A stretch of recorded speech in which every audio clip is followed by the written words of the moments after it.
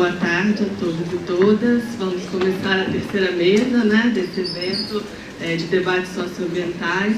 Queria primeiro parabenizar o Felipe pela organização do evento, que a gente já pôde ver que é um sucesso, né, e que junta vários departamentos em torno de uma abordagem socioambiental. Eu acho que realmente, tomara que seja o primeiro de muitos desses debates, e vida longa ao laboratório também, né, o Laboratório de Estudos Socioambientais, coordenado pelo Felipe. A nossa mesa, ela tem como título Racismo Ambiental e Movimentos Sociais. O objetivo é analisar um pouco desse conceito do racismo ambiental, que muitas vezes a gente vê, né, como o próprio professor Pádua falou de manhã, é um conceito que surgiu nos Estados Unidos e que ainda, a gente pode dizer que ainda tem pouca densidade conceitual aqui no Brasil. Assim, acho que é um assunto que tem que ser cada vez mais discutido, mas que tem muita repercussão e muito uso e muita potência, principalmente a partir dos movimentos sociais. Então, a gente escuta falar muito de racismo ambiental, faz todo sentido, e a gente precisa se debruçar, né, para a gente dar essa densidade. Essa mesa, né, propõe fazer esse diálogo a partir da teoria e da prática de movimentos sociais, a partir de situações de racismo ambiental vivenciadas, e a partir da discussão teórica a gente apresentar, né, alguns pontos importantes para fazer essa discussão. Então, eu vou passar a palavra para a mesa, né? A gente estabeleceu aqui uma ordem, que eu vou passar primeiro a palavra para Maíra Moreira, que é advogada popular e doutoranda aqui no Direito da PUC, né, recém-doutoranda aqui no Direito da PUC, que vai fazer a primeira fala. Obrigada.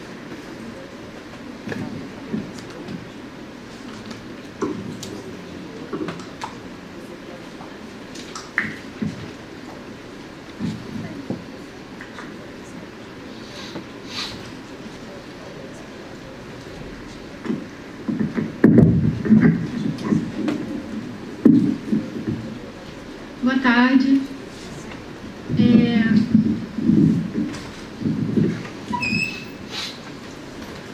Bom, me parece que um ponto importante para a gente começar um debate sobre racismo ambiental e movimentos sociais é pensar na forma como nós fazemos um diálogo, né, com esse debate, na medida em que racismo ambiental, né, ele precisa ser pensado e tratado, né, e apreendido nas nossas práticas como um conjunto de práticas e de ações que vão limitar ou impedir a reprodução social de um conjunto de grupos, né, que vem historicamente lutando pela sua territorialização.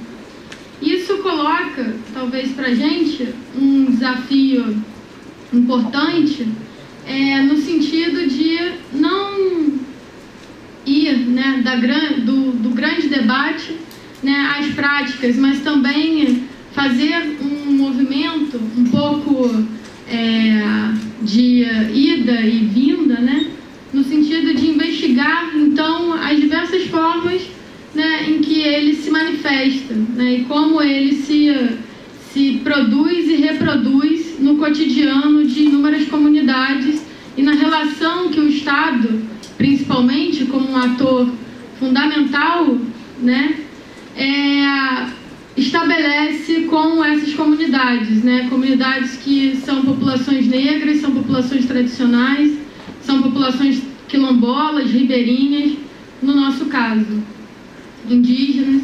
Então, me parece realmente muito importante que a gente comece a pensar nessa questão, indo para uma investigação sobre as diversas ações e as diversas manifestações dessa relação hierárquica, né, em que essas populações vão cada vez menos ter possibilidade de se autodeterminarem nos seus territórios e na relação que vão estabelecer com a natureza.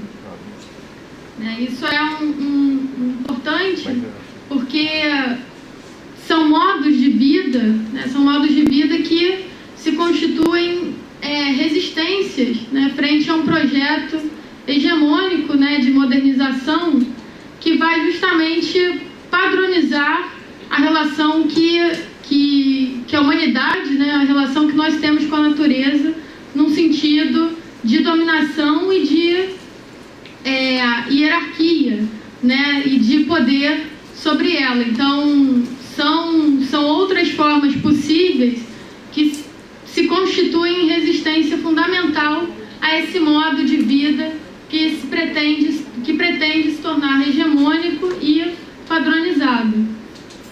Então, quando eu penso em racismo ambiental, né, eu penso fundamentalmente nessas questões que vão demandar não só essa outra apreensão, mas também novas formas de nós organizarmos as nossas ações, né, em termos de resistências. Por que eu digo isso, né? Porque na maior parte das relações, né, estabelecidas entre, né, o Estado e essas populações, mesmo as formas como a relação delas com os seus territórios são obstaculizadas, né, se dão em torno de grandes categorias, muitas vezes jurídicas, né, de grandes categorias que vão estabelecer, né, uma determinada linguagem específica, né, que é a linguagem do Estado, e que vai determinar também a impossibilidade, né, delas resistirem a determinados processos, né, que vão se sobrepor aos seus usos. E isso coloca uma questão para nós em termos de qual a relação que nós também, né, estabelecemos com essas populações na formulação de resistências possíveis que se dão dentro e fora desses campos institucionais de disputa. Né? Isso, para mim, é importante porque organiza também a forma como nós podemos, né, nos colocar frente a esses processos. E outra questão importante, né, é como a própria compreensão dos movimentos sociais, né, como essa grande categoria que reúne um conjunto de práticas de resistência, né, também vão influenciar formas de perceber essas comunidades, porque digamos que uma teoria mais tradicional em torno dos movimentos sociais ainda está muito organizada, né, em torno de movimentos percebidos a partir da luta pela terra ou a partir da categoria de classe, né? Quando, na verdade, essas populações elas vão, né, representar um outro registro, e esses grupos vão representar um outro registro na percepção das formas de resistência, né, a um sistema capitalista e ao um determinado modo de vida que pretende, né, se expandir e hegemonizar, então se tornar hegemônico. Então, perceber populações tradicionais, comunidades quilombolas, comunidades de pescadores, populações ribeirinhas como movimentos sociais, também implica numa rearticulação dessa categoria para perceber múltiplas resistências, né? E aí isso nos tira também de um registro, né, das relações econômicas com a terra. Isso nos coloca, né, um desafio de pensar também formas de territorialidade que se constituem, formas de territorialidade, de territorialização, que se constituem no seu modo de ser e fazer, né, em fissuras a um determinado sistema que se pretende hegemônico.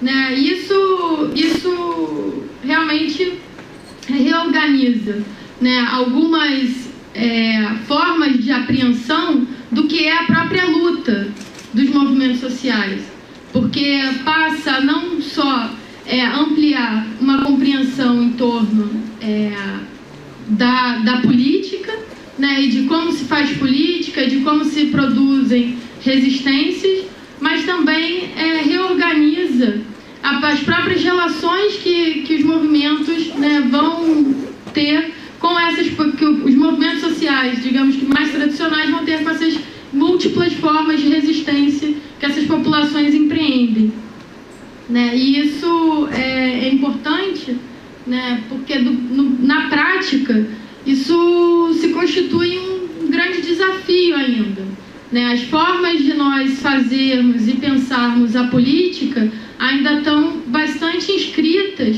num registro tradicional e numa linguagem que ainda é uma linguagem institucional e uma linguagem de poder, né? E essas populações, elas vão se organizar em registros muitas vezes bastante diferenciados, embora ainda, né, coloquem como ponto ou pauta de luta muito importante a sua própria inserção em determinados espaços institucionais e a possibilidade de ampliação de direitos, né? Então, são duas grandes questões que reorganizam uma forma de perceber o próprio racismo ambiental e a percepção, né, em torno do quanto as resistências que são empreendidas a ele, né, podem também ser compreendidas no quadro das resistências produzidas pelos movimentos sociais, né? E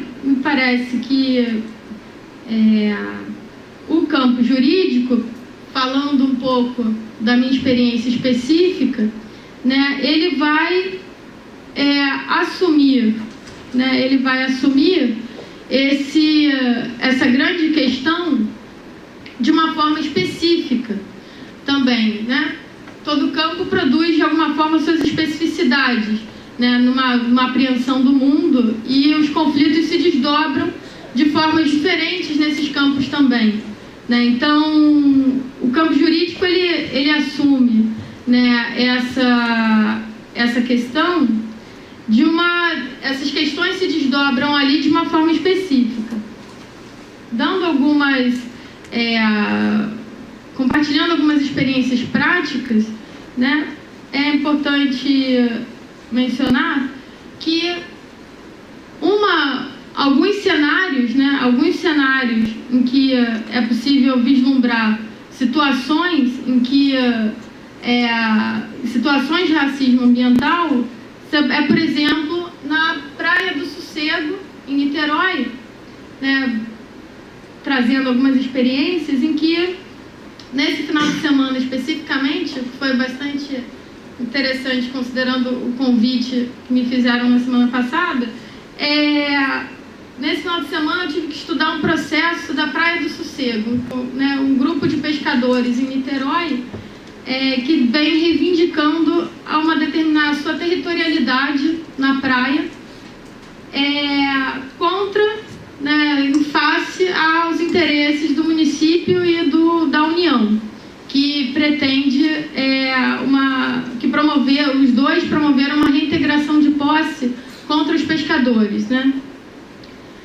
E no processo judicial, né, que é um campo de tensão e um campo de conflito específico, no processo judicial o juiz do caso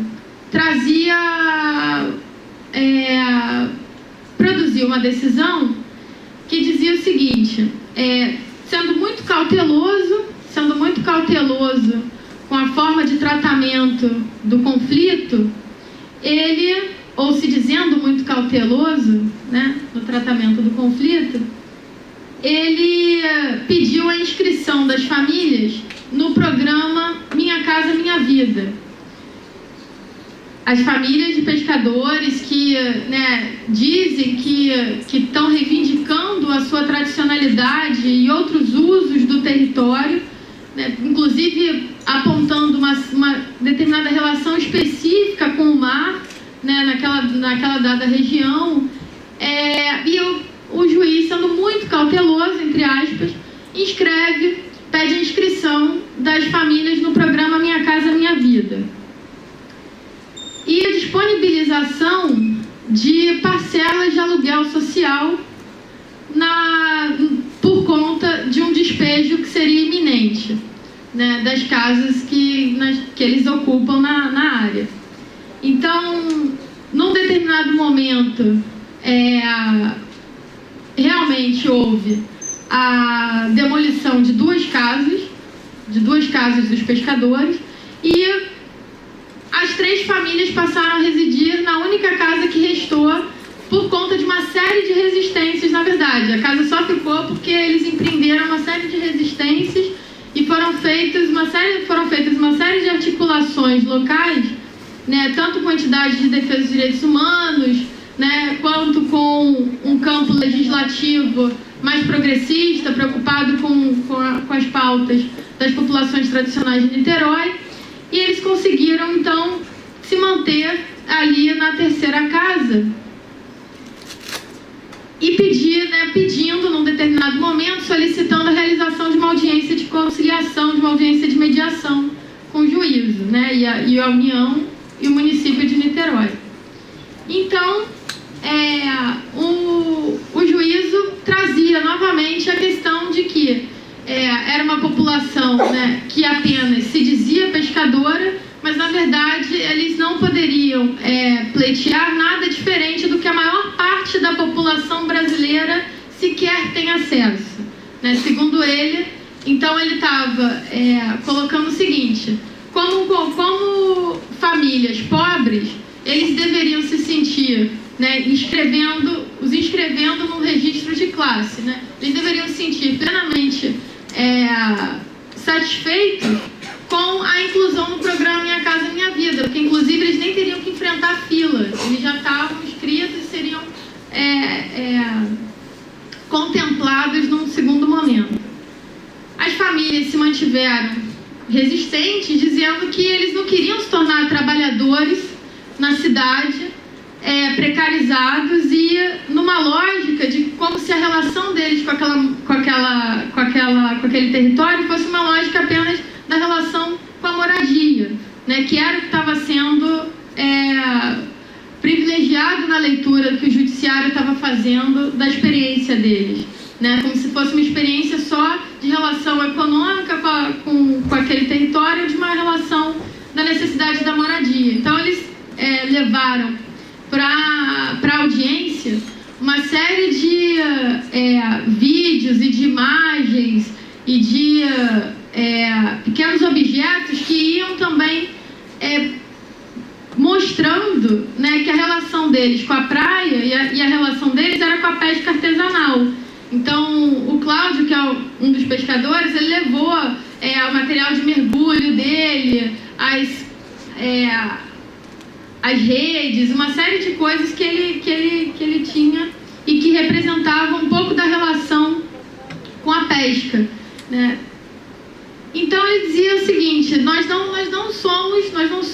somos pescadores, né? Então, por que nós vamos querer uma inscrição no programa Minha Casa Minha Vida para ir para um centro urbano, né? Então, e o judiciário se mostrando bastante resistente a essa leitura.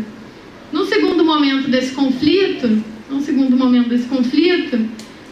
uma série de mobilizações foram promovidas, né, tanto no âmbito legislativo, muito empreendidas pelas famílias, né, mobilizando determinados agentes institucionais, quanto num campo mobilizando a universidade, por exemplo, né, a Universidade Federal Fluminense nesse caso.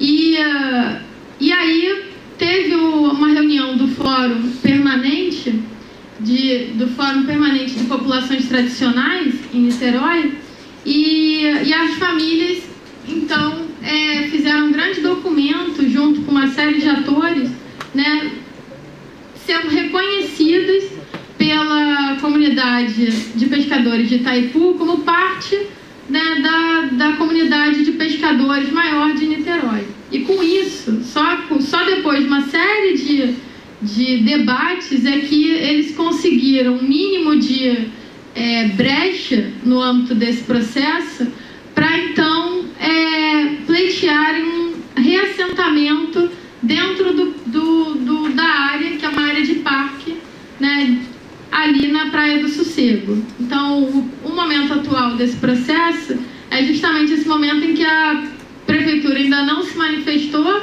né, quanto à possibilidade de reassentamento, mas já há algum tipo de obrigação nesse sentido. E por que eu estou contando esse caso?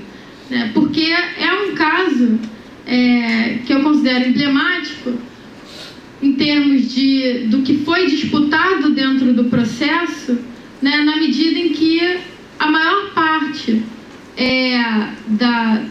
na medida em que a disputa se dava em torno de se essas famílias seriam, né, então, beneficiárias de uma política de moradia ou se elas seriam, então, consideradas como uma população tradicional de pescadores, né? Um outro caso que eu considero muito importante também mencionar sobre essa tensão permanente e essa importância de ação e de apreensão crítica permanente da realidade a partir da percepção do racismo ambiental é o caso do Quilombo da Marambaia. O Quilombo da Marambaia, no Quilombo da Marambaia, historicamente, a população que lá vive, né, uma população negra que traz um histórico de resistência à escravidão e se manteve, né, na luta e na reprodução social de um determinado território, disputando com a Marinha do Brasil, ela passou a maior parte da sua trajetória impedida de produzir novas construções e de garantir melhores condições de vida, de reprodução social naquele espaço, por conta de um impedimento da Marinha que se dava, sobretudo, sob a justificativa da proteção ambiental, né? E, com isso, a população da Marambaia, a comunidade quilombola da Marambaia, perdeu uma série de novas gerações, né, em termos de manutenção dessas novas gerações na ilha, né, e novas gerações que, na medida em que não conseguiam, né, produzir suas casas ou pensar em formas de reprodução social na ilha, né, foram expulsas pela Marinha do Brasil e hoje ainda permanecem com uma série de dificuldades de se reproduzir socialmente naquele território, mesmo após o decreto 4887, mesmo após o de 2003, mesmo após o artigo 68 do ato das disposições constitucionais transitórias garantirem os territórios, né, a essas populações, as disputas, né, para a gente perceber, por exemplo, que avanços no campo normativo não necessariamente vão significar, né, uma vivência prática desses avanços, né, mas uma série de disputas que vão se desdobrar depois do avanço no campo normativo, né? Mas a comunidade da Marambaia permanece hoje, né, impedida de produzir novas construções na ilha, ainda mesmo após a titulação do território, ainda sob a justificativa da proteção ambiental e da impossibilidade de manter seus usos, né, sobre aquele território. E isso passa tanto pelas disputas de poder com a Marinha, mas também por formas, né, de apreensão do que é a natureza e do que é a relação que essas populações estabelecem com a natureza, né? Há o discurso, né, da proteção ambiental como uma forma também de estabelecer um condicionamento e um obstáculo para essas populações manterem sua reprodução social no território, né? Ou empreender territorialidades, né? Enfim, não sei se ainda está no tempo. Bom, para concluir, então, eu acho que é importante perceber, né, desses casos que o Estado tem um papel fundamental na reprodução dessas práticas e ações, né, e uma relação específica que pode ser compreendida como racismo ambiental. Essa participação do Estado, ela pressupõe uma determinada forma de organizar o campo jurídico. O campo jurídico, então, né, na minha análise, tem um papel fundamental aí termos de organização de uma certa racionalidade na relação, né, do Estado com essas populações, e vai também ser uma forma de limitação das suas resistências, na medida em que as resistências dessas populações estão fora, muitas vezes, do campo institucional ou do campo jurídico, né? Então, por isso, a importância de que outros atores, né, e por isso a assessoria jurídica popular, a advocacia popular ou outras formas de nós pensarmos as práticas políticas vão ter um papel fundamental, né, na relação com essas comunidades e na potencialização das suas resistências, né? Enfim, eu acho que é uma primeira provocação, mas a gente pode seguir com o debate.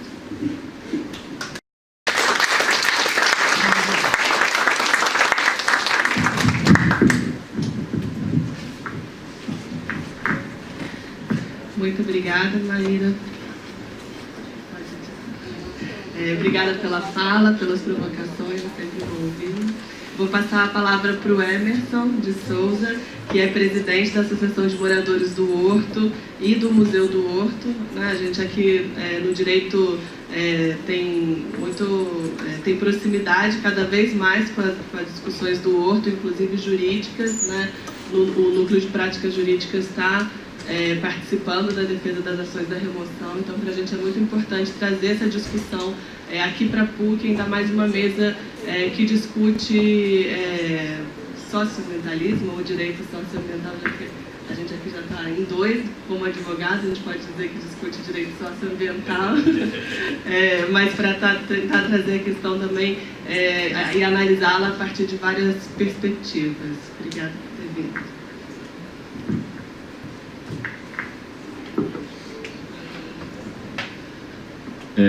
Boa tarde, né? Eu agradeço também aí pelo convite que vocês fizeram aqui, né, para participar desse evento e representar a comunidade do Horto Florestal. Vou tentar ser breve também, né? Para quem ainda não conhece, tá me representando, meu nome é Emerson de Souza, né? Sou atual presidente lá da Associação de Moradores do Museu do Horto, sou nascido e criado no Horto, tá? Tenho 43 anos de idade. E desses 43, 40 anos vivendo no Horto. E o Horto Florestal, assim, para quem não sabe onde fica, né, o Horto Florestal é uma comunidade que está localizada no bairro Jardim Botânico, atrás do Parque Jardim Botânico, né, ao longo da rua Pacheco Leão, até o final da rua Pacheco Leão. E ali compreendem mais ou menos 621 famílias que estão nessa área de litígio, né? Entre moradores do Horto e Instituto de Pesquisa Jardim Botânico, tá? Esse litígio vem desde os anos 80, né? Na verdade desde 1985, quando começaram os primeiros processos, né, contra os moradores. E foi também no ano de criação da própria Associação de Moradores, que foi criada em 1985, Associação de Moradores do Horto. Ela foi criada justamente como um instrumento de defesa dessas 621 famílias, né, que ainda estão sendo ameaçadas de remoção. E que, assim, pegando um pouquinho o histórico da Associação de Moradores, ela é um desdobramento de uma outra associação de moradores que também é ali do território do Horto Florestal, só que das famílias da fábrica de tecido, da antiga América Fabril, né? Da antiga fábrica de tecidos carioca, da Chácara do Algodão, né? Ela é conhecida como Associação de Moradores da Chácara do Algodão, e ela foi criada por famílias, né, que em sua maioria eram famílias de origem italiana, né, que foram as famílias que foram trabalhar nessa fábrica de tecidos que foi criada ali na região do Horto Florestal. E entre os anos 60 e 70, essas famílias também ficaram sob ameaça de remoção, só que pela América Fabril, né? E teve uma figura que para a gente ela é muito importante, né, em toda a luta, né, que a gente faz lá de resistência pelo direito à moradia, que é o seu Luiz Chicarino, né, que era chamado como seu Lili, né, e ele foi um grande ativista e pensador ali do Horto Florestal, por conta dele ter participado até da própria construção do movimento anarquista aqui no Brasil, né? E se faziam muitas reuniões do movimento anarquista lá na época, e tem todo um viés político assim, que corre nas veias das famílias, dos moradores do Horto, isso, né, falando da fábrica de tecidos e das famílias dos funcionários e ex-funcionários do Parque Jardim Botânico, né? E então em 85, né, pulando mais para frente, em 1985 é criada a Associação de Moradores e se cria um grupo, né, da diretoria, mas um grupo jurídico que começa a acompanhar esses processos, né? Para entender um pouco melhor, né, a história da resistência. As primeiras famílias que chegaram no Horto Florestal, isso da atual composição, né, social que a gente tem lá, né, porque tiveram 3 levas assim, de ocupação do território por famílias, né, de trabalhadores do próprio Parque Jardim Botânico, né, mas antes até da época das fazendas, né. Então a gente teve um primeiro momento por volta de 1575, entre 1575 e 1808, né, que foi da criação do Jardim Botânico, onde se usou mão de obra escrava, primeiro indígena, né, de 1570, na época do engenho del Rey, que se encontra ainda as ruínas lá no Horto Florestal, no Morro das Margaridas, né? E num segundo momento por famílias de trabalhadores escravos africanos, tá? Isso já em 1700, 1800 que começou essa grande ocupação do território por essas famílias, né? Até para a própria construção do Parque Jardim Botânico, que se utilizou de mão de obra escrava afro-americana em sua base, né? E, enfim, esse foi a primeira leva, né? A segunda leva, que seria desses trabalhadores, que no caso, né, a gente ainda tem resquício da primeira família dessa nossa atual composição socioambiental, pode dizer assim. E eles chegaram lá no Horto, assim, datado em 1897, ou quer dizer, já tem mais de 100 anos. E, enfim, e essas famílias, assim, entre essa época e os anos 60, né, até, na verdade, até o início da ditadura militar, a gente tinha uma boa relação entre os moradores e o Parque Jardim Botânico, né? Mesmo porque o Parque Jardim Botânico, ele dependia dessa mão de obra, né? Que era uma mão de obra, e era uma mão de obra especializada na questão de cultivo de plantas, né? Então, assim, eu vou falar particularmente no caso, meu avô, quando ele chegou lá no Horto, né, seu João Batista, ele veio de uma zona rural, né? Não sei se vocês conhecem um lugar chamado São Fidélis, que é aqui no estado do Rio de Janeiro. Meu avô veio de lá, ele já trabalhava nessa zona rural e veio com essa expertise dele aqui para trabalhar no Jardim Botânico, e assim se deu.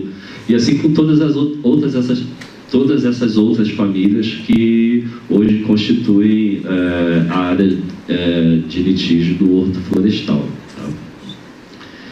Então, na época da ditadura, a gente teve um boom, né, da especulação imobiliária aqui na Zona Sul, tá?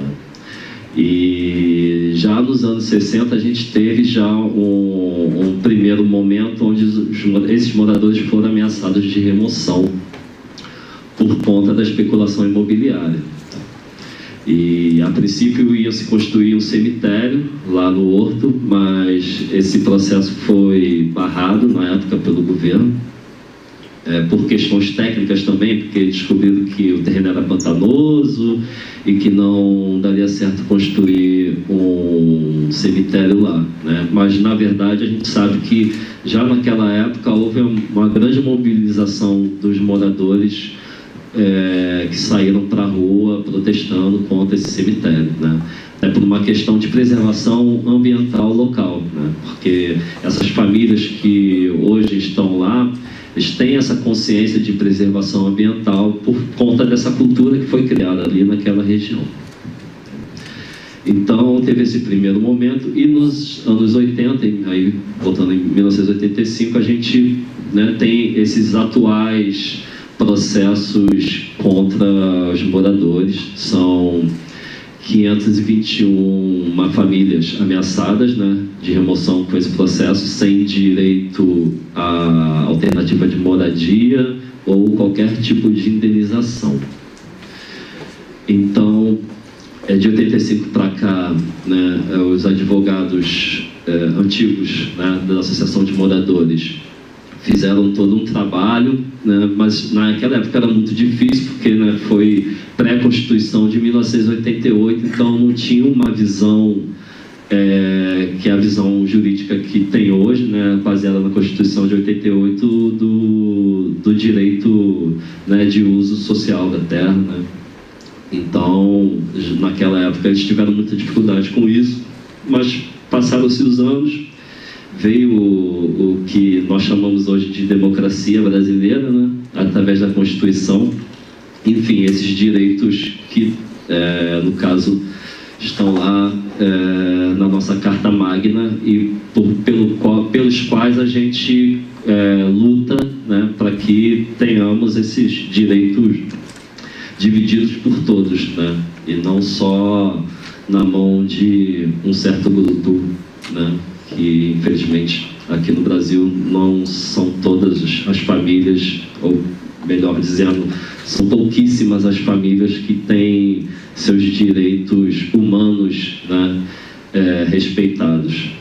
E a gente começa a ter certos problemas até internos por conta disso, tá? Isso porque a nossa amiga que estava falando antes, né, que tem a comunidade lá em Niterói, que eles estão ameaçados de remoção, mas minimamente o juiz lá, mesmo que depois de muita pressão, mas entendeu minimamente que as pessoas teriam direito a Minha Casa Minha Vida, né? Coisa que no Horto nem isso a gente tem. Exatamente, então. E por isso a gente luta também, eu vou chegar lá. Então, a gente passou, né, de 85 para cá, aí teve a Constituição, mas muitos juízes desconsideram, dentro desses processos antigos, essas novas normas, né, jurídicas, por conta de entenderem que os processos são antes da criação da Constituição, né? Então, a gente tem problema com isso, assim, eu não vou me aprofundar nisso porque não é a minha área, essa é uma discussão para o meio jurídico, para os sociólogos, antropólogos, enfim, né? Mas é uma coisa que a gente também deveria estar discutindo, né? A questão do peso da Constituição em cima dos direitos humanos de cada brasileiro. Então, em 88 foi criada a Constituição, mas a gente continua com esses processos, né? Já enfim, aí passa os anos 90, os advogados entrando com os recursos e tudo mais, a gente tem, enfim, vislumbra no início dos anos 2000 uma certa mudança de rumos, né? Principalmente na área social, né? Com o governo de esquerda que ficou no poder praticamente durante 12 anos, onde a gente conseguiu um certo diálogo, né? Acho que foi o melhor diálogo de toda a história que a gente tem de Brasil aqui na área social, junto ao governo federal, né? E por conta disso, em 2008, 2009, né, foi criado um grupo de trabalho para poder realizar o plano de regularização fundiária no Horto Florestal para essas famílias que estavam ameaçadas de remoção. Então foram chamados técnicos da Faculdade de Arquitetura e Urbanismo da UFRJ, né, da FAO-UFRJ, da qual o professor Biratã foi o coordenador responsável pelo projeto, né, junto com outros representantes do governo, no caso a SPU, que era a Secretaria de Patrimônio da União, que era responsável por administrar aquelas terras, né, que a princípio, aí só pontuando, né, esses processos eles começaram contra os moradores com o discurso de que os moradores estariam invadindo o parque Jardim Botânico, estariam dentro da área do parque.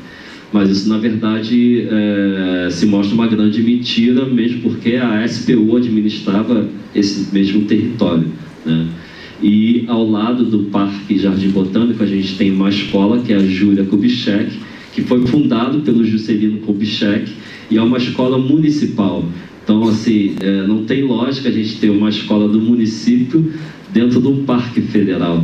Então, assim, alguém está contando alguma história, né, falaciosa, né? Enfim, e se passou com esse plano de regularização fundiária, né, que entendeu que essas famílias estariam em área de União, mas essa área da União não é a área original, histórica do Parque Jardim Botânico, e por isso se deu o processo, né?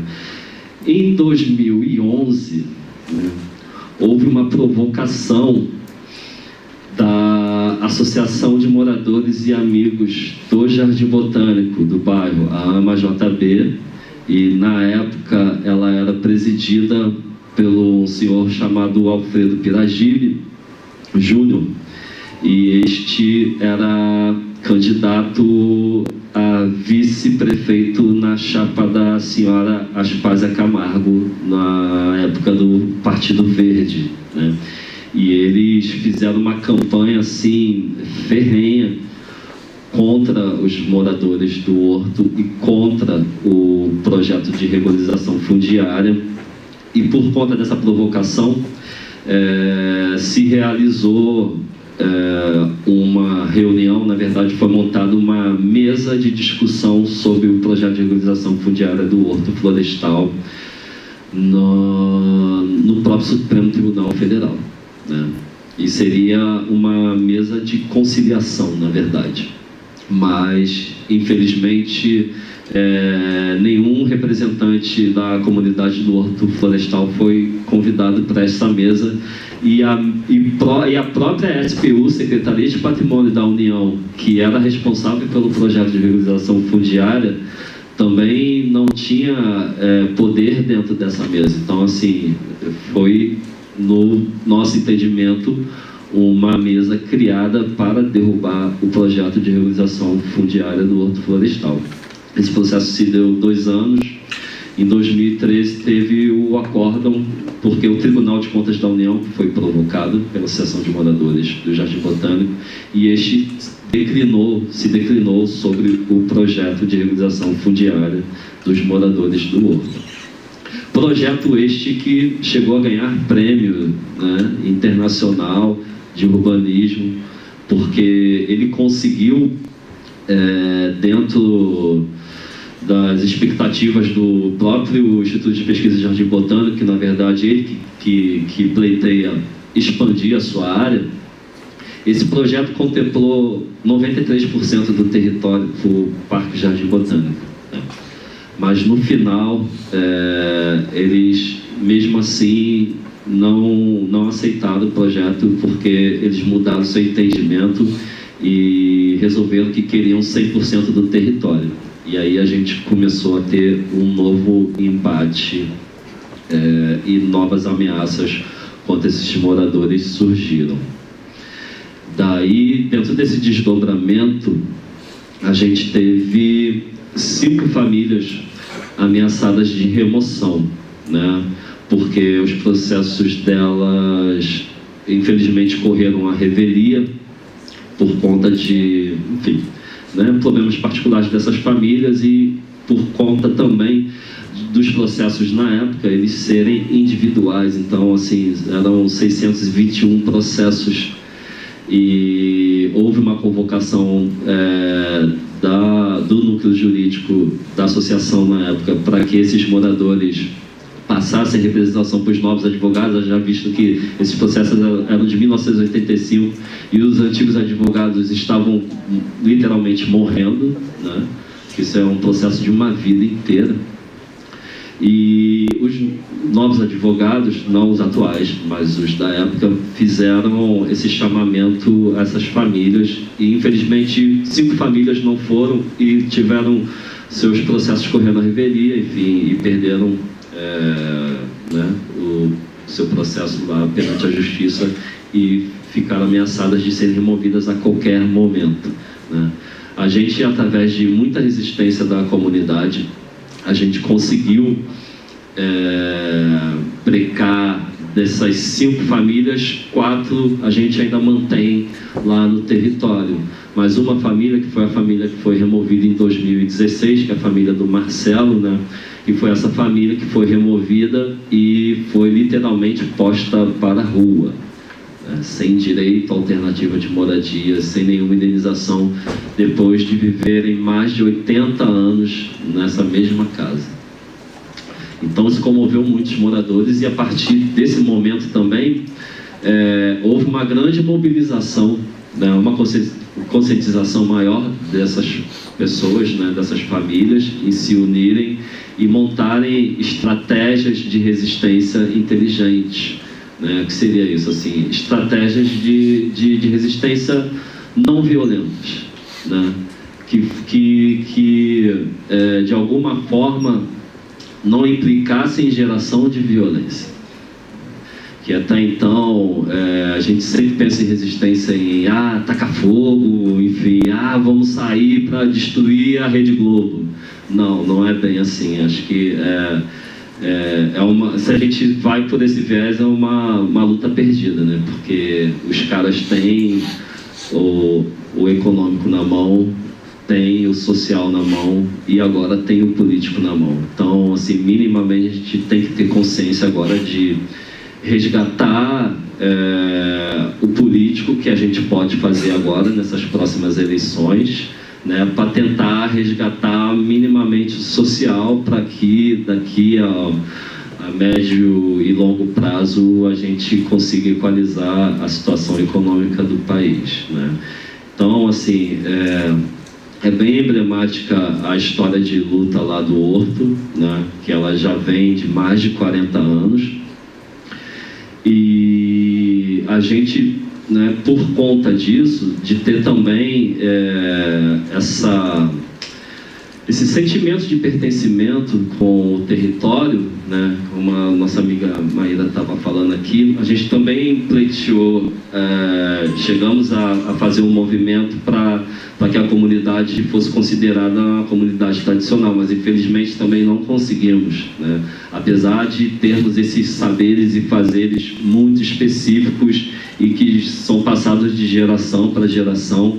Mas, enfim, tudo que envolve cultura aqui nesse país, né, não só essa cultura clássica dos museus, mas a cultura das relações interpessoais, das relações entre pessoas e meio ambiente, é muito complicado e não é valorizado, infelizmente.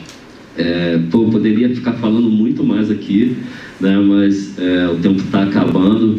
Eu espero que tenha conseguido minimamente passar para vocês um pouquinho do universo, né, das coisas que acontecem lá no Horto Florestal. E eu tenho certeza que qualquer dúvida vocês vão perguntar, eu vou tirar essas dúvidas. E estou aqui também muito para aprender aqui com os nossos amigos da mesa, que é sempre uma ótima oportunidade de estar participando de debates dentro da academia com pessoas tão envolvidas assim com as questões sociais. Então, obrigado.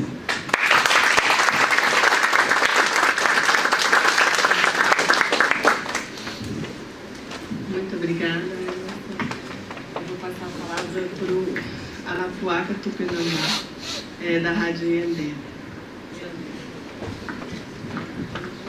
Boa tarde a todos. Primeiro, gratidão ao professor Felipe, à professora Virgínia, Emerson, Maíra. Maíra já começa com a tradição de procurar Maíra, é um mito ancestral dos povos indígenas. Quem não conhece, por favor, procurem. É a origem, e isso é muito bom. E a gente já começa a partir do processo, a definição de racismo, né, ambiental. Todas as vezes que eu vou falar sobre racismo ambiental, eu vou novamente procurar qual o sentido dessa palavra, e sempre deparo em 1500. Sempre começo por lá, né, o entendimento do processo da colonização, da invasão, da destruição da cultura dos povos, sem simplesmente se preocupar quem eles são, para onde vão e qual o sentido de futuro desses indivíduos. É uma das preocupações maiores.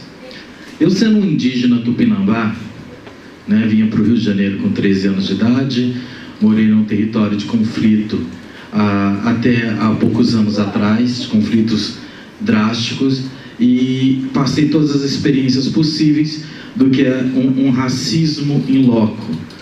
Quando você é indígena, quando você é criança, e dizem que você não tem direito a estudar porque você é indígena, que você não pode sentar numa escola de branco porque você é indígena, que você não pode transitar por uma cidade porque você é indígena, parece coisa do passado, lá dos faroestes, dos filmes de bang bang dos Estados Unidos. Mas isso é uma realidade do passado, é uma realidade do presente, e creio que continuará sendo uma realidade do futuro durante algum tempo, enquanto a gente não conseguir entender a diversidade dos povos indígenas do Brasil. Estou passando aí para vocês um materialzinho sobre Galdino, né? Quem lembra dele? Várias sátiras eu já ouvi, né? O índio que virou churrasquinho, o índio que precisava ser queimado, vários tipos de ataque à cultura, ao indivíduo, à diversidade, ao desrespeito à existência. Por que eu lembro Galdino nesse momento, 21 anos depois do assassinato dele? É lembrar que ele representa uma das formas de racismo. Porque ele é indígena. Não quer saber o que ele fez da vida dele. Você é índio, você é indígena, você é pataxó, você é guarani. Aqui na sala tem 3 indígenas, amigos meus, o Kiki, Guarani, Giliardi, Michele. Todos os 3 são estudantes de cinema na Darcy Ribeiro, de direção, montagem, roteiro. E com certeza, em algum momento, vão falar: mas que Katsu indígena está estudando cinema? Para que ele vai para a academia? Para que ele vai para a universidade? Por que ele participa de pleito político? Ele deixa de ser índio, ele está usando um celular, ele está vestindo roupa, volta para a floresta. Esses índios de paizinho tupiniquim, olha, tem racismo ambiental na palavra questionar que ele é tupiniquim, porque tupiniquim é uma etnia e utiliza isso para minimizar, para ofender. Tipo, o Brasil é um povo tupiniquim, quem dera fosse. Porque eu tenho respeito muito pelos povos tupiniquim, principalmente que estão lá no Espírito Santo. Guerreiros que garantem a vida das suas crianças, das suas famílias e o futuro das suas tradições. Mas tudo que eles fazem para garantir a existência como indivíduo, como ser humano, sempre se cria mecanismos governamentais, empresariais e políticos, principalmente, para eles não existirem. Quando se utiliza a mecânica de Estado, eu diria que é muito mais que um racismo ambiental. Racismo institucional de genocídio. É uma das maiores estruturas de genocídio que existe no país. Porque é desde a colonização, é desde a invasão de 1500, é minimizar a cultura desses povos.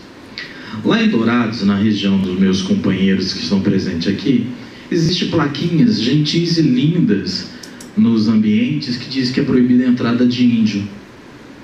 Que índio aqui não compra. Lá ele pega indígenas, crianças, pintam uma cara e acha engraçado. Isso eu estou falando de Dourados, eu não estou nem falando de outras regiões.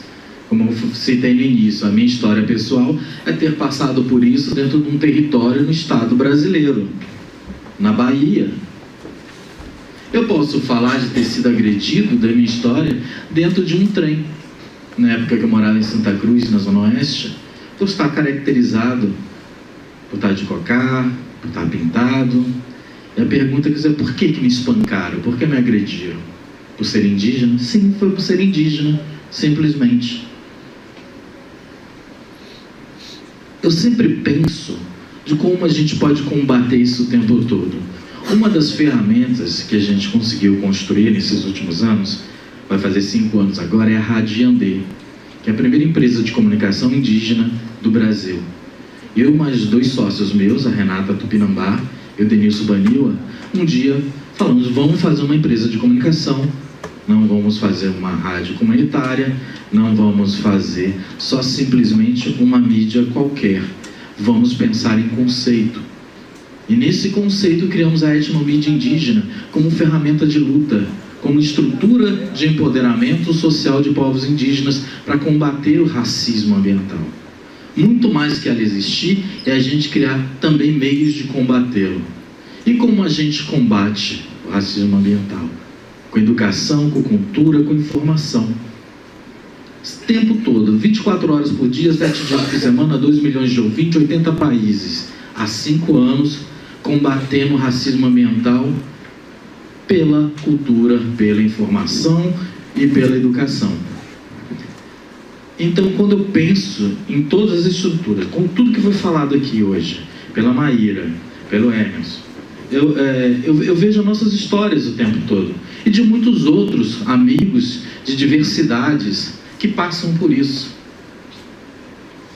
Isso me comove, não da forma só sentimental, é pensar que toda energia que eu posso gerar de ira, ódio, raiva, é transformar isso tudo em ação para combater.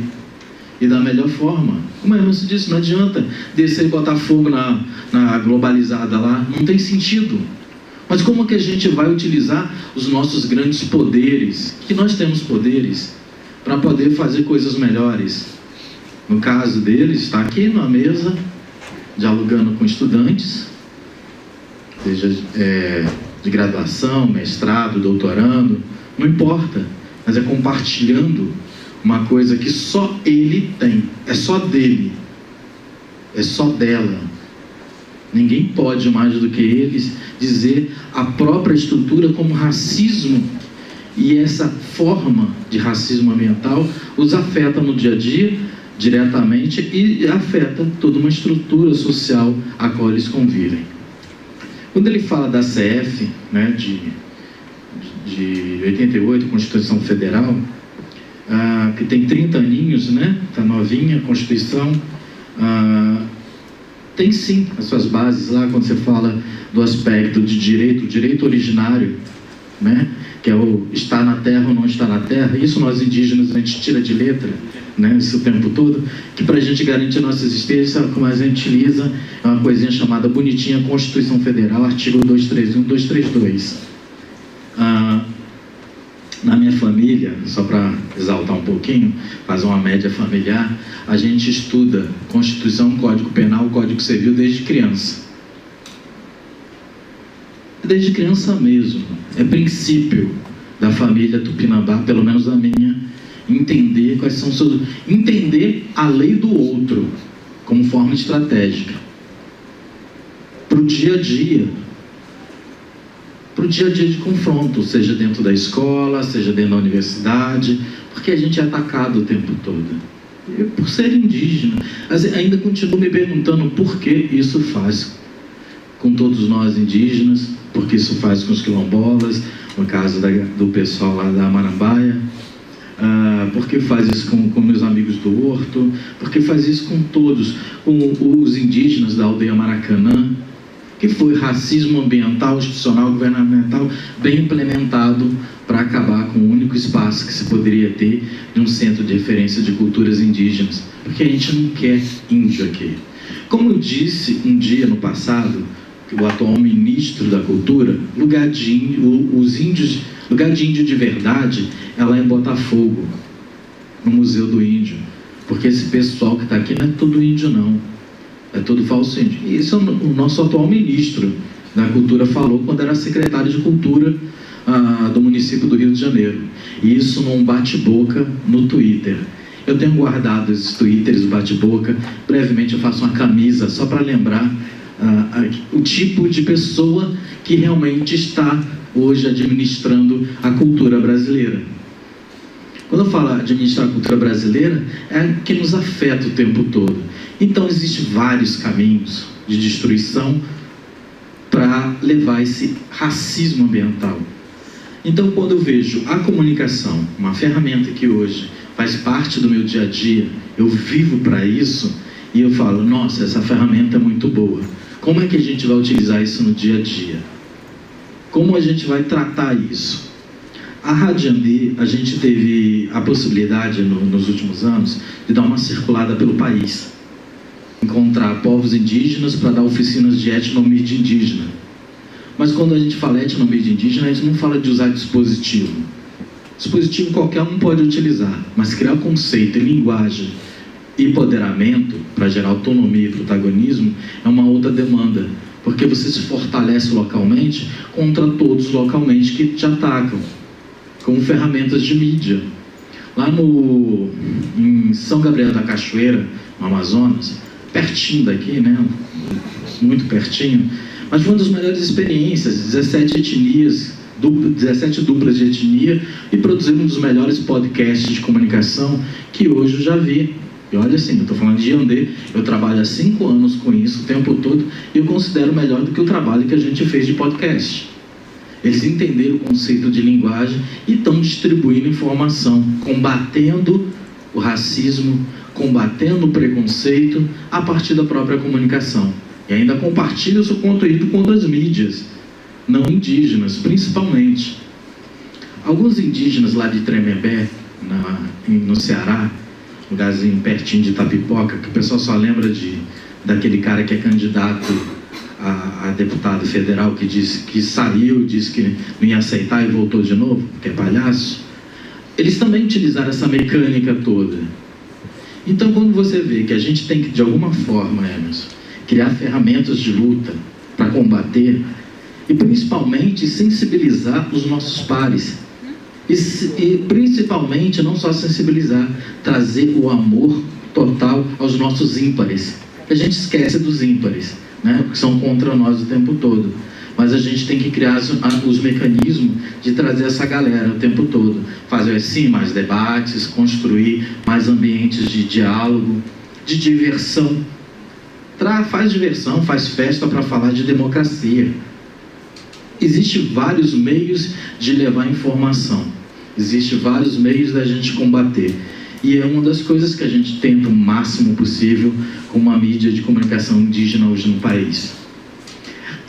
Falar das minhas experiências dolorosas, eu poderia passar dias e dias e dias aqui falando sobre, mas isso não é tão importante quando a gente pensa que realmente cada um aqui ou teve, ou terá, ou conhece alguém que passa por isso. Ou se não passou, nunca teve essa experiência, porque é de uma outra linha de elite econômica e vocês não têm culpa por isso. Eu espero que não tenham culpa mesmo por isso. Então não vão passar, não vão entender. Mas como um professor aqui falou antes, vai ajudar a fazer horta urbana, vai conhecer pessoas, vai lidar com a terra, vai lidar com uma coisa chamada ser humano, com outro que teve que aprender a ter essa experiência com uma coisa chamada humano, para a gente acabar com isso tudo, esses conflitos, essa destruição. A gente não precisa disso para viver. A gente precisa entender o outro, respeitar o outro, ouvir o outro. Essa, para mim, é uma das máximas que tem que existir socialmente. E olha que eu sou um tupinambá, ariano, de Xangô, planeta regente Marte, pedra rubi. Tem coisas piores ainda que eu não vou contar, porque... Então, assim, tudo para mim seria aptidão para a guerra total. E hoje uma das maiores ferramentas para mim de guerra é a comunicação. Então, de alguma forma, se sensibilizem, se não for pela minha causa, que seja da causa do Emerson, da Maíra, ou do quem está do teu lado. Vamos fazer coisas legais. Vamos ignorar a política, a politicagem, e vamos olhar para as pessoas. Pessoas mesmo, uma coisa ser humano. E olha que eu não sou o cara que mais deveria, com esse histórico que eu acabei de falar de Ares, Marte, essas coisas todas, para estar falando de muito amor. Mas eu sou um cara que tem 5 netos, 5 filhos e quer um futuro para eles. E para gerar futuro e me tornar um ancestral indígena da minha família, é combatendo o racismo ambiental. É utilizando a comunicação como ferramenta de luta. É saudando pessoas que me garantiram o teu direito de poder estar aqui, os meus ancestrais. É garantir pessoas que lutaram por todos nós, ou lutariam por todos nós, tivesse a possibilidade. Como Marielle, como Galdino e com muitos outros que estão nas nossas vidas. Sou muito grato a todos vocês. Obrigado.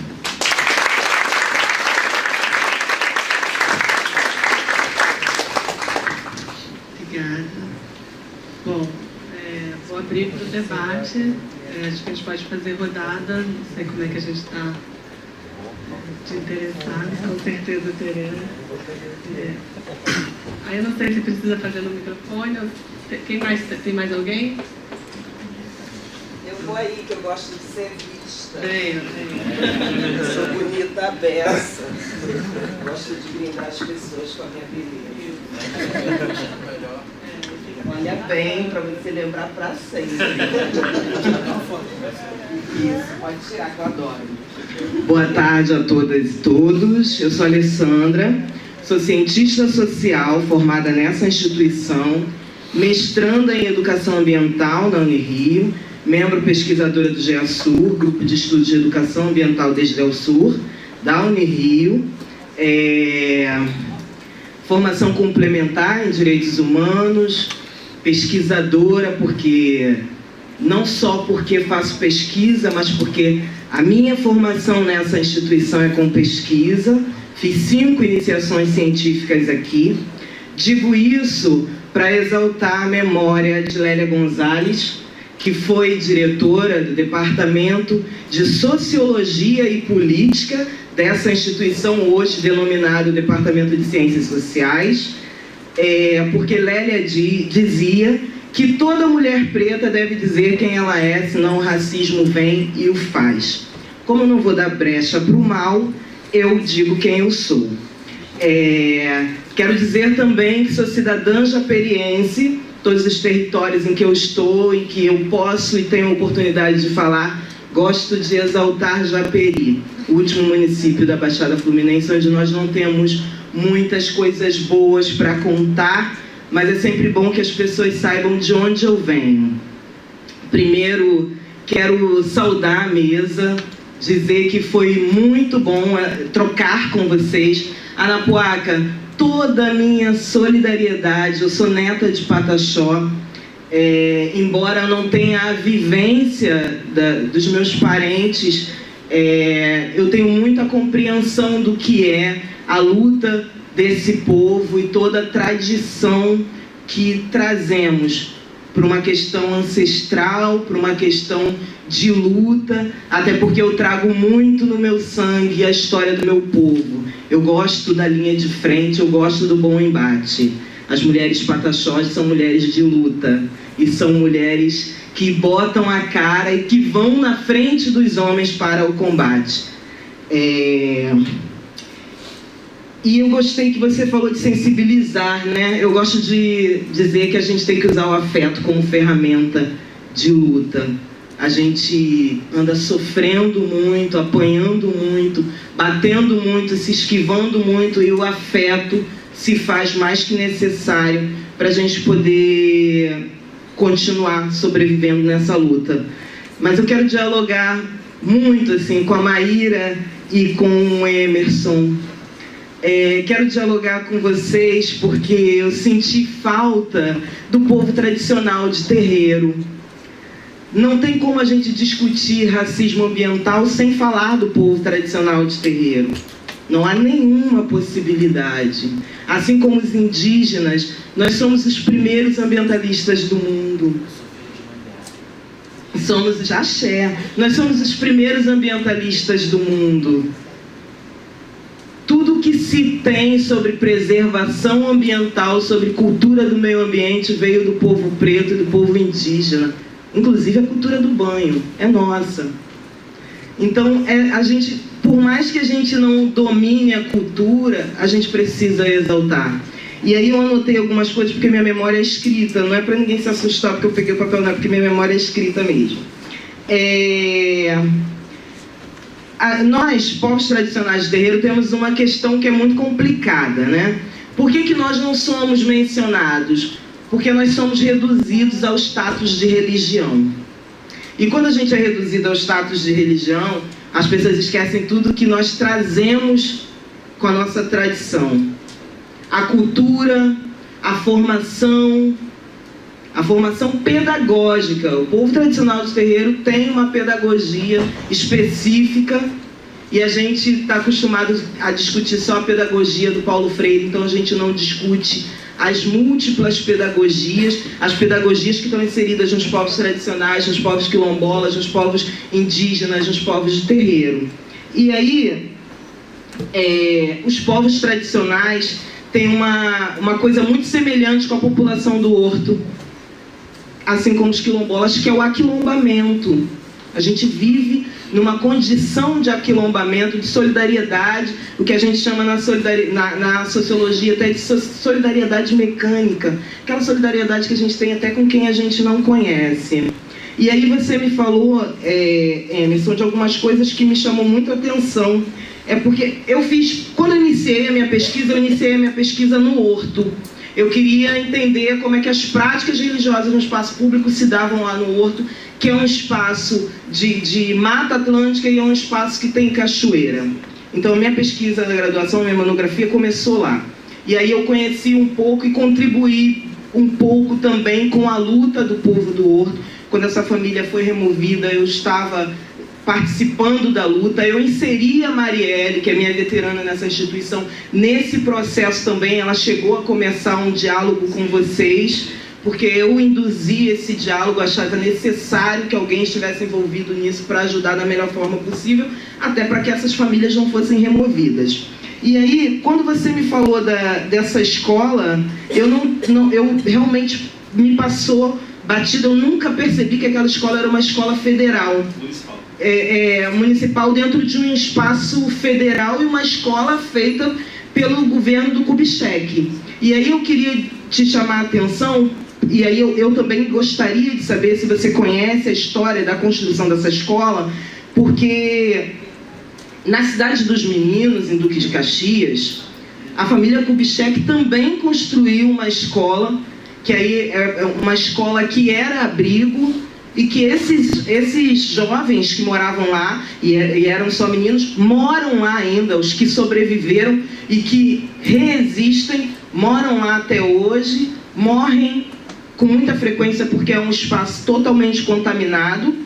E Dona Júlia Kubitschek foi a primeira dama do Brasil a investir nesse processo social de apagamento, de etnocídio do povo preto e povo pobre, isolando essas pessoas. Então agora eu inclusive vou fazer uma pesquisa para saber se essa escola do Horto não foi criada com esse mesmo intuito, porque é uma área de reserva ambiental e era floresta e possivelmente na época devia ser mata fechada. Digo isso também porque eu escrevi um artigo sobre racismo imaterial, falando sobre as minhas vivências no Horto, sobre tudo lá que foi construído por preto e que tem nome de branco, né? As esculturas do Jardim Botânico, por exemplo, um branco dá nome àquilo tudo, aquela obra que foi tudo feito pelo povo preto escravizado que viveu lá. as canaletas do caminho do ouro e tantas outras coisas. Isso é importante levantar, são dados históricos, e isso ajuda a contribuir com o debate daquele espaço ser um espaço de preservação, inclusive de preservação do povo que lá está. Uma outra questão também é pensar realmente nesse peso da Constituição nos direitos humanos, porque, diferente do povo tupinambá, a gente não tem mesmo o hábito de ler sobre as leis que se abatem sobre nós e que são instrumentos de opressão na maioria das vezes, né? Então a gente precisa discutir mais, sim, e a gente precisa perceber que nenhum espaço deve ser limitador, porque esse espaço acadêmico não é o único espaço que produz conhecimento. A gente produz conhecimento nas comunidades, a gente produz conhecimento dentro dos espaços das nossas casas, dos nossos quintais. Então, nenhum de nós, preto, branco, rico ou pobre, é detentor do saber absoluto ou é detentor de qualquer outro saber. Então, essa troca é muito importante. A minha questão é, entre tantas outras, mas eu vou fechar porque senão eu vou falar demais aqui, a gente pensar, Maíra, se há uma...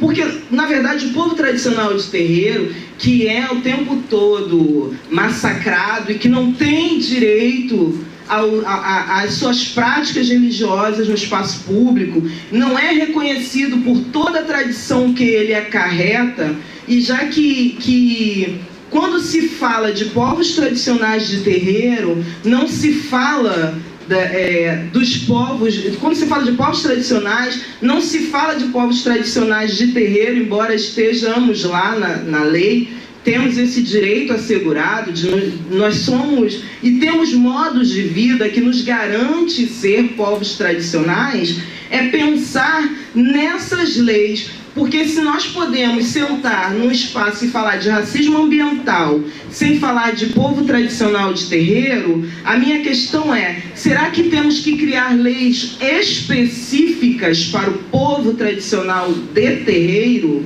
Isso é uma coisa para a gente pensar, para a gente trocar, porque se a gente está faltando ser mencionado nesse debate, possivelmente a gente precisa ser mais específico, né, nas leis e nas resoluções.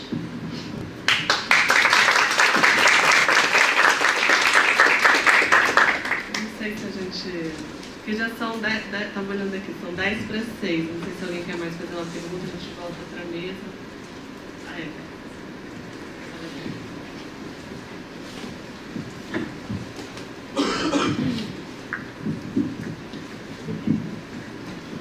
Oi, eu sou Nina, eu sou da Unirio também, só que eu sou graduação em Ciências Ambientais. É uma questão, acho que para todo mundo da mesa, não sei se tem, mas é sobre essa questão do reconhecimento perante a lei dos povos tradicionais em geral. É mais uma dúvida, assim, que veio, um pensamento que veio na minha cabeça, várias questões que eu acho que estão envolvidas a isso. Porque justamente disso que a Maíra falou no começo, da relação com o território dos povos, não está relacionado só com as atividades econômicas que as pessoas têm ali, nem com a questão só da moradia. Existe a construção do dia a dia, como identidade, E, se eu não me engano, eu não sei exatamente como funciona, mas tem uma questão de, tipo, primeiro para você ser abrangido pelas leis de proteção e tudo mais, você tem que se autodeclarar, né? E depois você tem que agir de acordo, de certas maneiras, com o que a lei está prevendo. Então, tipo, as leis de uso da terra, não que enfim, tem a questão do uso coletivo da terra, eu não sei quais são as outras questões, mas é uma questão. E dentro da expectativa, relacionando isso com a expectativa do que você falou, de que, tipo, não é mais indígena, não é mais porque usa calça jeans, porque usa celular e porque é uma questão de, talvez, será que essas práticas, enfim, muitas vezes paternalistas até, não olham para a população com os olhos de que essas pessoas também estejam estagnadas no passado, como se essas populações não tivessem mudado suas práticas e se adaptado à vida, porque o tempo não para e todo mundo está inserido, né? E isso ser ignorado na hora de que o Estado vai prover os direitos para essa pessoa e para essas comunidades. Então, eu acho que é isso. Essa questão, eu queria entender mais também sobre, tipo, essas regrinhas mesmo, porque eu sei que quando o censo declara quilombolas tem que ter uso coletivo, enfim, eu queria saber como é que funciona isso aí e como o Estado pode estar silenciando nesse sentido também de ignorar a mudança constante das práticas sociais. Mais alguém? Não? Então acho que eu vou voltar para a mesa e todo mundo responde. Vai fazer mais alguma coisa.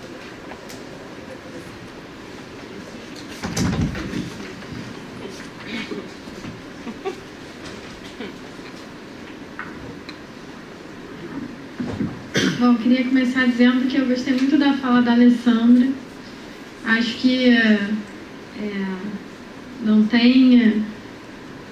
É evidente que uma mesa tem suas limitações, né, inclusive de tempo e experiências, né? Então, fica como proposta, a partir da fala da Alessandra, que numa próxima mesa, inclusive, o convite seja feito à própria Alessandra para que ela traga também a experiência dos povos tradicionais terreiros. Acho que é isso. Acho que a gente sai daqui com encaminhamento. Próxima mesa sobre o assunto, a Alessandra tem que trazer essa experiência específica para compartilhar com a gente. E sobre a questão de será que a gente tem que criar lei específica, eu acho que a questão da criação, regulamentação, né, ou ampliação de determinadas legislações para tratar das situações específicas, ela responde só uma parte do caminho, né?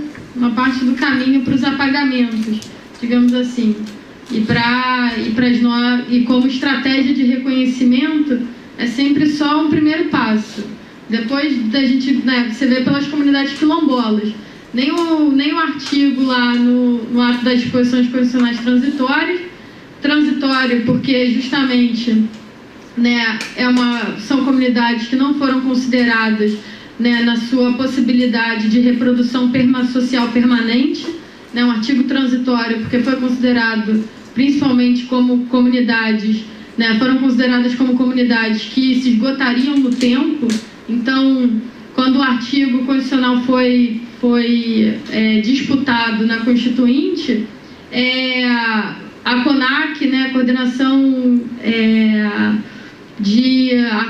da Articulação Nacional das Comunidades Negras Rurais Quilombolas, diz que 268 comunidades só estavam sendo consideradas existentes no Brasil inteiro, né, como existentes no Brasil inteiro. Então, transitório, né, ficou lá no ato das disposições constitucionais transitórias, porque seria um direito de territorialidade que se esgotaria na medida em que essas comunidades, naquela época, né, compreendidas como tão limitadas em número, né, seria um reconhecimento que teria início, meio e fim, e não comunidades que poderiam se reproduzir, inclusive, né, uma identidade que poderia se produzir e reproduzir na medida em que elas tomassem também consciência da sua própria experiência e disputassem a identidade, que é a questão, né? Essas identidades, elas não se criam com a norma, né? Mas elas passam a ser também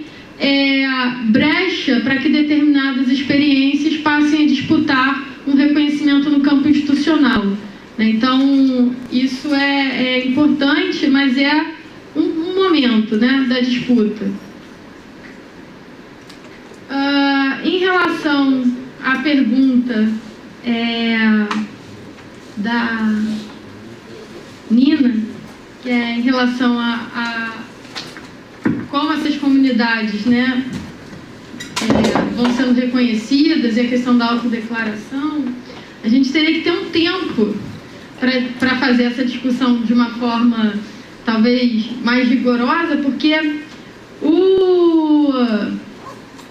esse processo de reconhecimento e de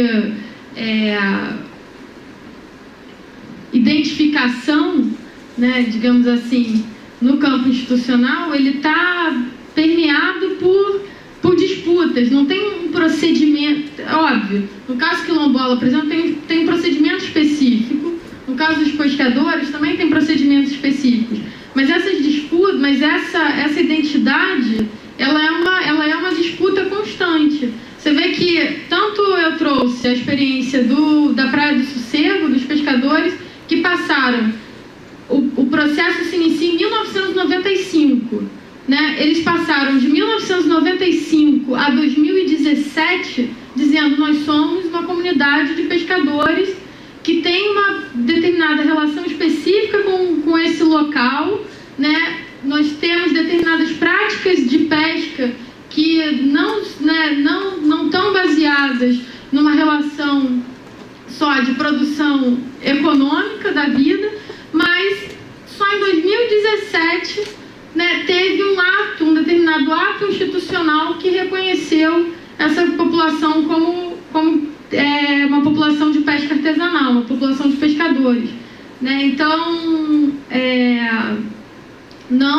realmente não dá para pensar só como procedimento formal. É uma disputa. Você vê que o Emerson trouxe a experiência do Horto, em que eles estão reivindicando a tradicionalidade para expressarem uma determinada relação com o território, que não está só inscrita num registro, né, de produção econômica da vida, etc., ou de um simples local de moradia, mas compreende múltiplas relações e produções da existência naquele espaço e de produção do próprio espaço, mas isso não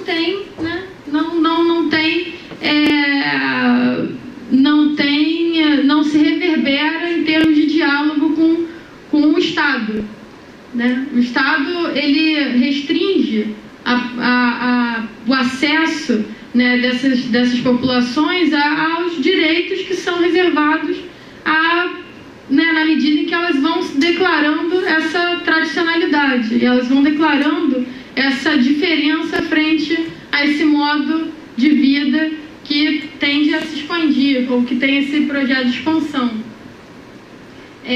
No caso quilombola, especificamente, essas populações, elas produzem, né, uma autodeclaração. Essa autodeclaração, ela é certificada pela Fundação Cultural Palmares. Após a certificação da Fundação Cultural Palmares, é produzido um laudo antropológico no âmbito, né, do Instituto Nacional de Colonização e Reforma Agrária, que é a autarquia federal responsável pelo processo de regularização dos territórios quilombolas. Então você vê que tem um campo formal aí, tem um campo formal que, de alguma forma, foi conquistado em termos de vazão para essa identidade se traduzir em direitos efetivamente conquistados, né? Ou se traduzir em possibilidade concreta de autodeterminação dos territórios. Mas, até que isso se concretize, né, já não está mais só num campo formal, como se o formal garantisse o acesso, um campo de disputas e lutas muito permanentes, assim. E aí isso vai se traduzir, por exemplo, em grandes disputas nos laudos antropológicos, né, de reconhecimento dos territórios, de regularização dos territórios, em que cada vírgula e cada ponto do GPS é disputado pelas comunidades com os antropólogos que produzem os laudos, né? Então, e quais interesses vão estar ali em debate nesses laudos? Tudo isso são questões muito complexas e que demandam justamente uma análise, né? Foi a minha tentativa no início da minha fala, uma análise dos detalhes, né? Não adianta a gente mobilizar grandes categorias de crítica se a gente não conseguir realmente buscar as formas, né, nos detalhes e nas ações de como ela se manifesta. Como é que o racismo ambiental vai se manifestar, por exemplo, né, nas limitações e delimitações né? Como é que se manifesta nas vírgulas disputadas de um laudo antropológico, né? Como é que se manifesta na relação entre a Marinha e a comunidade quilombola da Ilha da Marambaia, na limitação colocada para a construção de novas casas e, com isso, recepção das gerações que foram expulsas da ilha. Então, a gente tem que tentar, uma tentativa também de pegar o conceito e dar uma densidade prática e analítica para ele, né? Então, isso realmente demanda muito. Não é um exercício fácil, não.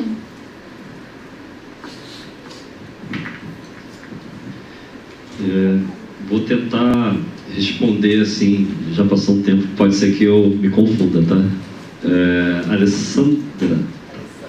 Então, Alessandra, você fez uma explanação sobre a sua passada lá no Horto, né? Sua passagem, né, no Horto, e questionou sobre a questão da religião de matriz africana lá no território. A gente tinha, assim, tem ainda, na verdade, os sítios. Agora vou tentar fazer com que você entenda.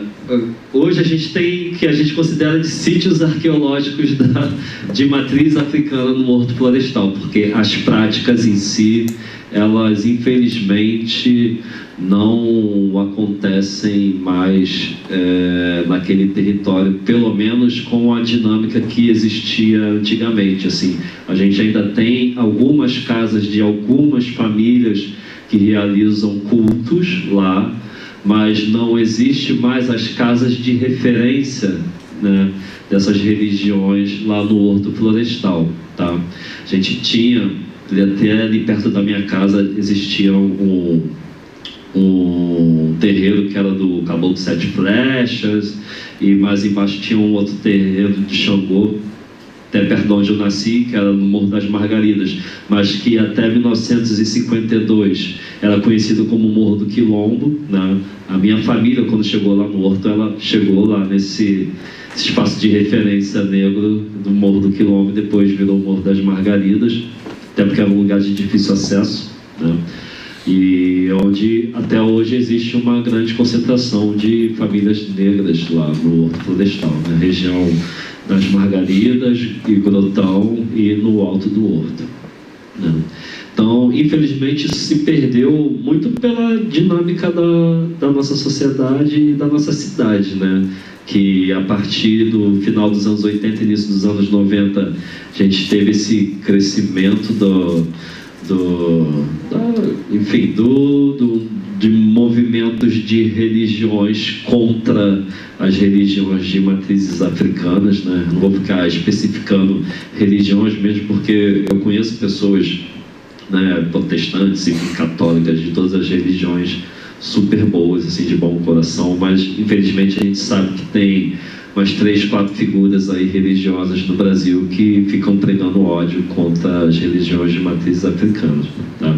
Então, muito por conta disso, lá no Horto a gente também sofreu esse reflexo, tá? E sofre ainda até hoje. Aí eu vou te dar um caso específico, assim, só para a gente terminar aqui, pelo menos na minha fala.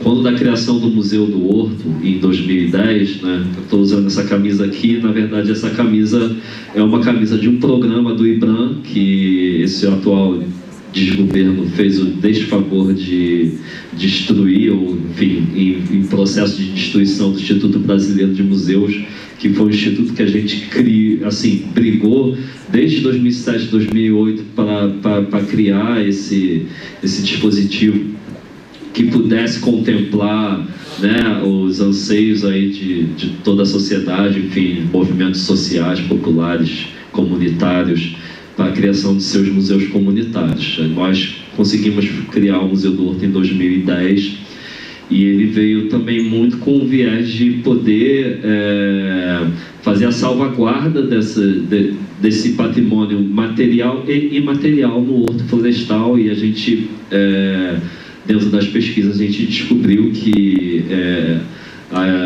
a cultura afro-brasileira ela é muito forte, ainda foi os seus resquícios, né? Apesar da gente ter passado, como eu falei, de 1500, né, entre 1500 e 1600, essa coisa, a questão da mão de obra escrava indígena, mas esse foi um período, dentro da história geral, né, do Horto Florestal, foi um período assim, de início relativamente curto, então a gente perdeu muito desses resquícios dessas mãos de obra escrava indígena lá no Horto Florestal. Então o que permanece lá agora ainda são resquícios dessa mão de obra escrava negra, e o Museu do Horto ele também foi criado com esse viés da gente poder ter um feedback dos moradores da coisa do patrimônio imaterial, né, onde as pessoas contam as suas histórias, assim, de quando eram crianças, como é que se dava essa relação entre terreiro e famílias, que sempre foi super sadia, sempre se foi criada uma cultura de ervateiros lá na região muito por conta disso. Eu fui uma pessoa que tive a oportunidade de ter essa experiência, assim, de passar por uma sessão, porque eu sofri de bronquite asmática, então eu tinha uma curandeira lá perto da minha casa e ela fazia as sessões com ervas lá comigo e graças a Deus estou curado. Não sei se só por causa disso, mas enfim, ajudou muito e até hoje a gente lá em casa tem essa cultura das ervas medicinais também para poder, né, ajudar aí a sobreviver nesse mundo louco e doentio. Então, nesse sentido, a gente tem o Museu do Horto, e o Museu do Horto, agora a gente está com o site desativado, tá? A gente sempre estava disponibilizando toda essa história negra lá dentro do território do Horto no site do museu, mas infelizmente a plataforma antiga ela foi extinta e a gente está agora nessas próximas semanas atualizando o site do museu numa nova plataforma. Mas a gente tem muito medo aí, que eu queria chegar, eu ia esquecer disso, mas não vou esquecer. A gente tem muito medo do que aconteceu uma vez com a gente, porque a gente junto com o pai Maurício, que é um amigo meu de infância, que hoje é pai de santo, morador do Horto, tem toda a sua cultura, né, dentro da religião de matriz africana, que começou lá no Horto Florestal. O terreiro dele não é lá no Horto, mas enfim, ele tem toda a sua base lá. E ele, numa das nossas caminhadas, ele identificou um espaço sagrado, né, por conta da disposição de pedras que ele, dentro dos estudos dele, né, dentro de quem estuda as religiões de matriz africana, sabe que certas disposições de pedras têm uma referência a um santo, enfim, a uma situação dentro da religião de matriz africana. Nós fizemos lançamento dessa matéria dentro do Museu do Horto, e 1 mês e meio depois o Instituto de Pesquisa do Jardim Botânico foi lá nesse sítio arqueológico com o trator e arrasou tudo. Assim, né? A gente não tem mais esse sítio arqueológico lá por conta disso. Então, assim, hoje em dia a gente toma muito cuidado também até com o que a gente posta na internet, porque como a gente está nessa área de litígio, então a gente entende que, infelizmente, as pessoas que trabalham com esse tipo de especulação imobiliária, que na verdade é o que o Horto sofre lá, né, dentro desse racismo ambiental, mas a gente sabe que uma das práticas é tirar as referências, né, negras, enfim, desses povos, dessas famílias tradicionais do Horto Florestal. E o outro caso é o aqueduto, o próprio aqueduto da Levada.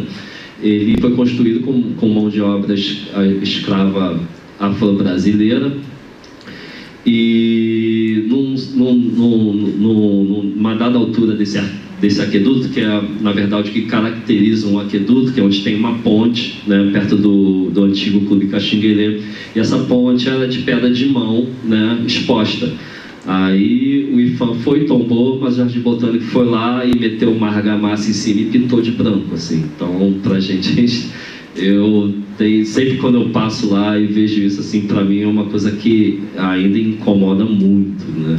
Mas enfim, a gente vai levando aí e utilizando das táticas que a gente tem para poder salvaguardar e também estar expondo isso para o público. Então, quando a gente voltar com o site, a gente vai voltar também com a imagem desse antigo sítio arqueológico que o Instituto de Pesquisa de Jardim Botânico destruiu, e também com a imagem original do aqueduto da Levada, que foi construído com mão de obra escrava afro-brasileira.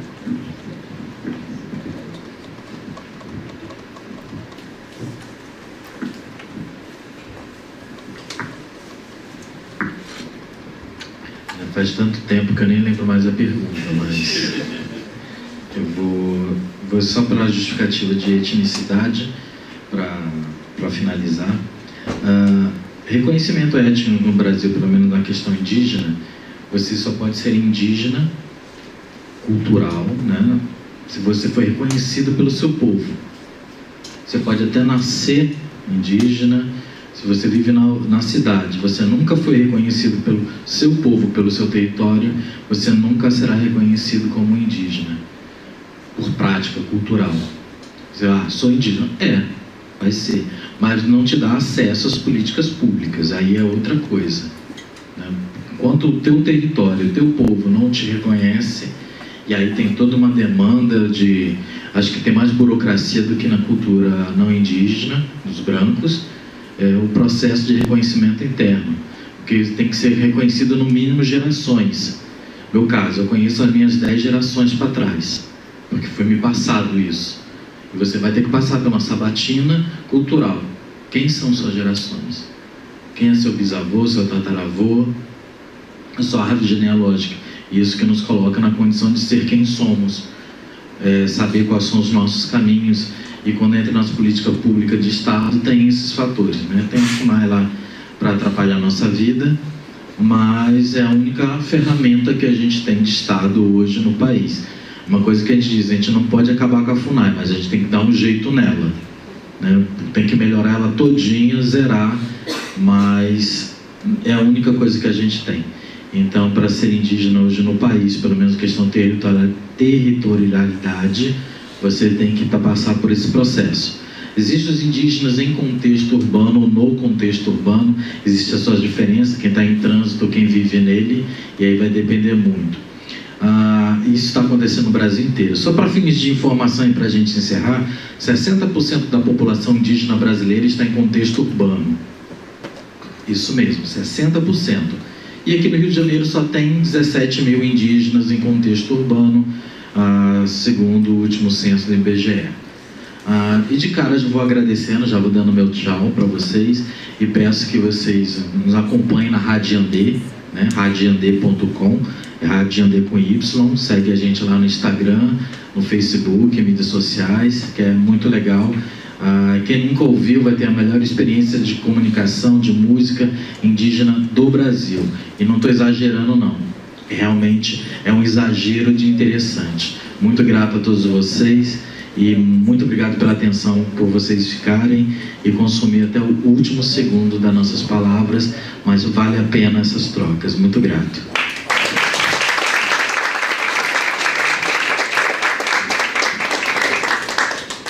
Eu só queria também agradecer a mesa, Maíra, Emerson, Ana Quaca, pelo maravilhoso